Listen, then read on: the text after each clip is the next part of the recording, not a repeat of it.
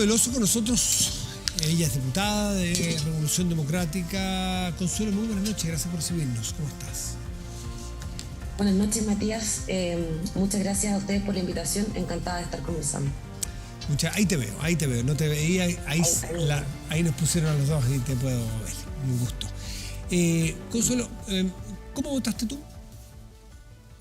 Yo voté a favor de la admisibilidad de este proyecto. Fue la postura que tomamos, creo que la gran mayoría, salvo una o dos personas que me parece que votaron en contra de la admisibilidad.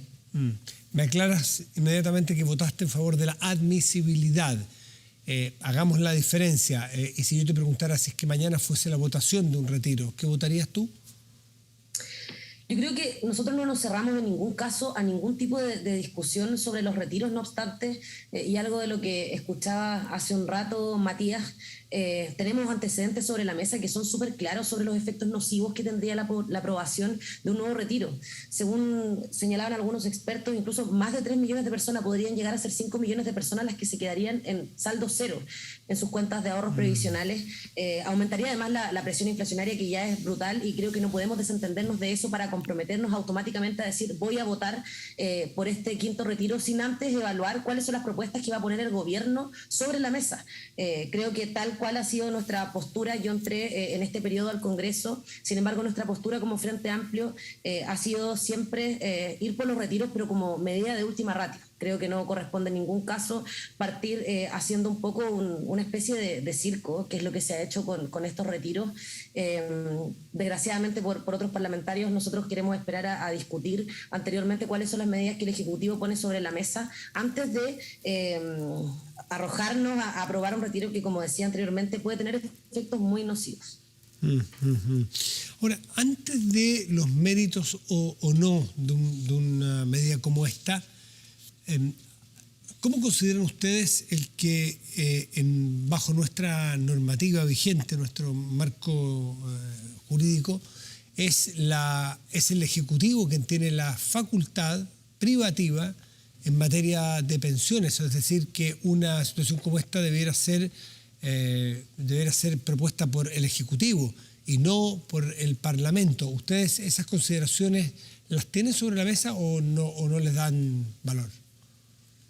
Las consideraciones respecto a quién debería presentar una iniciativa para claro, en estas materias, hasta donde yo entiendo, es facultad privativa así como el gasto en materia de pensiones también es del Ejecutivo, ¿o no es así?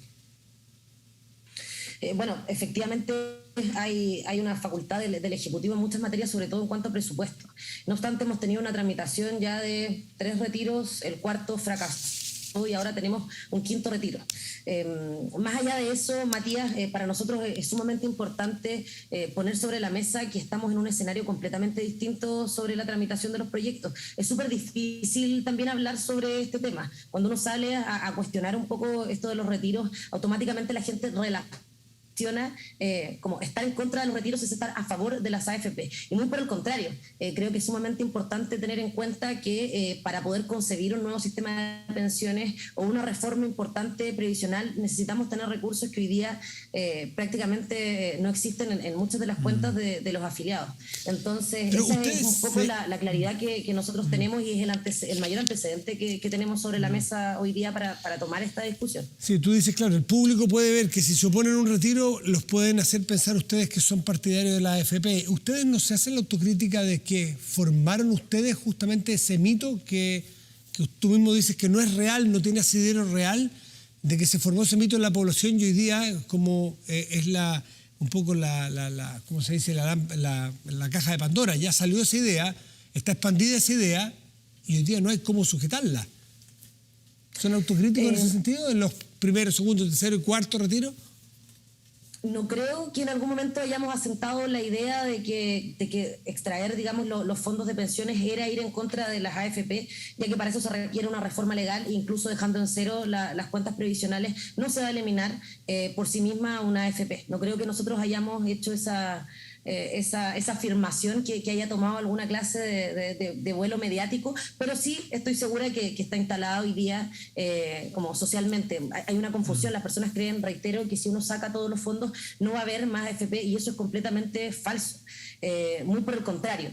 Creo que necesitamos poder mantener fondos en las cuentas de ahorro previsional para poder tener un nuevo sistema de pensiones. Hoy día el ministro Marcel lo dijo en su pasada en la comisión en el Congreso, que precisamente se aventuraban a tener una presentación de proyecto de reforma previsional para el segundo semestre.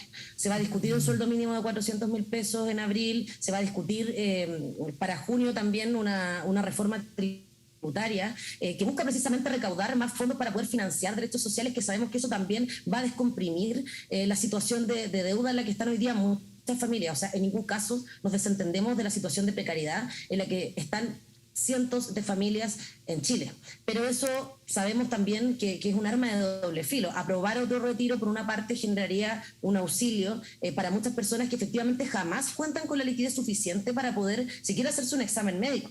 El problema es que eso hoy día, como lo dije anteriormente, aumentaría la presión inflacionaria y con eso se va a encarecer mucho más el costo de la vida. O sea, está por una parte las personas que quieren aprobar sí o sí este retiro y hay otras que dicen, bueno, estoy en una situación que es de necesidad, pero no sé si eso va a mejorar con otro retiro, porque realmente hoy día un kilo de pan que vale 1.500 pesos podría estar en 2.000 pesos fácilmente. El aceite ha subido, los productos de primera necesidad. Entonces creo que es necesario hacer ciertas distinciones. No sé si hay una autocrítica, Matías, que nosotros podamos hacer. No creo que hayamos instalado la idea de que estas dos ideas iban de la mano. Más bien sé que nuestra postura como Frente Amplio en los retiros anteriores era en un escenario completamente distinto, donde teníamos un gobierno que no daba soluciones y donde no teníamos ninguna esperanza también de poder tramitar alguna reforma que ayudara a las personas a aliviar su situación en plena pandemia. Consuelo, pero no hubo ninguna diferencia entre el comportamiento del gobierno anterior, entre el primer, que era tarde y poco el auxilio que iban a dar a las familias que estaban afectadas, versus el cuarto. No había ninguna diferencia, había que actuar exactamente igual ante los retiros, primero, segundo, tercero y cuarto. No, o sea, cuando ya había IFE, cuando había recuperación de empleo, cuando había otro contexto y perspectivas de crecimiento económico, ahí donde yo digo, si es que ustedes no hacen la autocrítica de que utilizaron los retiros para, uno, sacar ventaja electoral y dos, oponerse al gobierno de Sebastián Piñera, ¿o no existe ese análisis?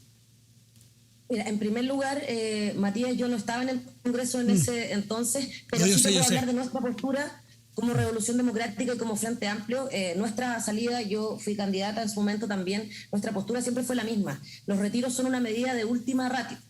No es la primera solución que querríamos ante la situación de precariedad en la que quedaron muchos chilenos y chilenas a propósito de la pandemia.